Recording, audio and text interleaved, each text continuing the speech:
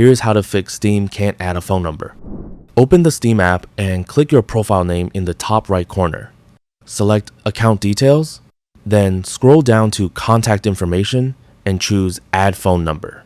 If you're unable to add your phone number, the first thing to try is using a desktop or laptop instead of your phone. In some cases, the verification process doesn't work properly on mobile devices, especially when opening the verification link from your email.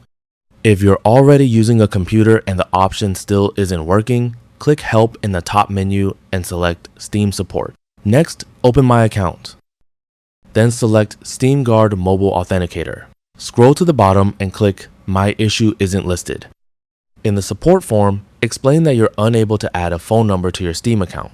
Include the phone number you're trying to add so Steam support has the information they need to investigate the issue.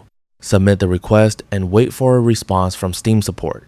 Once support reviews your request, they can help resolve the issue and allow you to add your phone number. That's all for this video. Thanks.